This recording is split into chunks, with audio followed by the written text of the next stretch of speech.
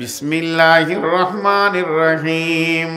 وضرب الله مثلا للذين آمنوا امرأة فرعون إذ قالت رب ابن لي عندك بيتا في الجنة ونجني من فرعون وعمله ونجني من القوم الظالمين।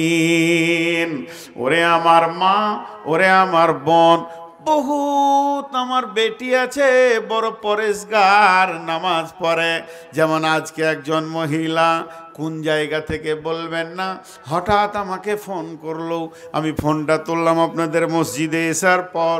আমি তার কণ্ঠস্বরে দেখলাম মহিলা মানুষ। গেলে কে বলছো? বলে মুর্শিদাবাদ থেকে বলছি। বলে আপনি নূর মাহাব? বলে হ্যাঁ। বলে আমাকে আমার স্বামী জোর করে বেড়ি বাঁধা করায়। বেড়ি তো হারাম, আমি কি করব? এখন কি উপায় আছে আমার? আমি নাদবি সাহেবকে দিলাম, উত্তরটা দিয়ে দেন। বন্ধুরা আমার, অনেক পরেশগার মেয়ে আছে যারা 5 ওয়াক্তে নামাজে যাদের মন ভরে না, তাহাজ্জুদে উঠে চোখের পানিতে কাঁদে। অতএব পরেশগার মেয়ে আছে, কত ভালো মেয়ে আছে, নিজেকে পর্দার সঙ্গে দুনিয়া করে, বেগানা পুরুষের সঙ্গে কথা বলে না, এটাকে সে নোংরা মনে করে। এই যে ভালো ভালো মেয়ে পৃথিবীতে রয়েছে, কিন্তু দেখবেন নসিব কেমন, ওদের স্বামীগুলোই আবার বড় খচ্চর। আছে না মাল? ডেঞ্জাস মাল আছে না? হ্যাঁ, মৌলানা বদরুদ্দোজা নদভীর বয়ানে আমি নিজে শুনেছি। আজকে যে আপনাদের আমার পরের বক্তা, ওনার সঙ্গে বন্ধু সুলভ ব্যবহার করি, কিন্তু ওস্তাদ মনে করে করি। উনি একটা বায়ান করেছিলেন, বড় দুঃখের। আমি বায়ানটা শুনে আমার চোখে পানি এসেছিল। মেয়েটা বড় নামাজি, মেয়েটা বড় পরেশগার। ফরজ নামাজ নফল নয়, ফরজ নামাজ এইভাবে বেঁধে রুকুতে গেছে, স্বামী জড়িয়ে ধরে নিয়ে শুয়ে গেছে। নামাজ কি পড়বি এখন? এটা কোন বয়স? এত নামাজের বয়স নয়। এখন রিল্যাক্স করব, হইচই করব। বিবিকে নামাজ পড়তে দেয় না। বাপকে ফোন করেছে, আব্বা আমাকে নিয়ে চলো। সেকে নিয়ে যাচ্ছে। বলে হঠাৎ কেন মায়ের বাড়ি যাবি? শাশুড়ি জিজ্ঞেস করতে। বলে মা যাই, একবার যেতে দেন, আমাকে মনটা অনেক খারাপ লাগছে।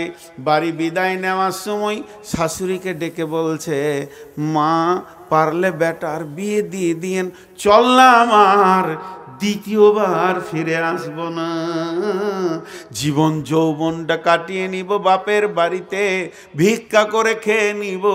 এই রকম জালেমের সংসার করব না যে আমাকে ফরজ নামাজ পড়তে দেয় না। বহু মহিলা নির্যাতিত অবস্থায় রয়েছে। এরা কি করবে? তাহলে কি স্বামীর জন্য এরা জাহান্নাম চলে যাবে? না, আল্লাহ তাবারাক ওয়া তাআলা বলছেন, ও আমার বান্দিরে, তুমি আমাকে ভালোবাসো, আমি জানি, আমিও তোমাকে ভালোবাসি। শুনে নাও, তোমার স্বামীটা বড় জালেম, এর জন্য আমি আল্লাহ তো জালেম নয়, আমাকে তুমি অত জালেম মনে করিও না। শুনে নাও, তোমার স্বামী জাহান্নাম গেলেও আমি আল্লাহ তোমাকে জান্নাতে দিব। পৃথিবীর বুকে পৃথিবী যত দিন হয়েছে, পৃথিবীর বুকে সব থেকে বড় জালেমের নাম হচ্ছে ফেরাউন। ফেরাউনের মতো জালেম কেউ নাই। কোরআন যাকে মানে জালেম ঘোষণা করেছে, মুদির থেকে লাখো গুণে বেশি ফেরাউন বড় জালেম। সেই ফেরাউনের বিবি আসিয়া চিরদিন জান্নাতে থাকবে। আমার আল্লাহ বলছেন, কে আসিয়া জান্নাতের ভিতরে থাকবে? ফেরাউনের বিবি আসিয়া জীবনে ফেরাউনের বদ আচরণকে মেনে নিতে পারেনি, বেঈমানের বেঈমানি মেনে নিতে পারেনি। ফেরাউন যখন এলান করে দিল, আনা রব্বুকুমুল আ'লা, আমি তোমাদের বড় আল্লাহ।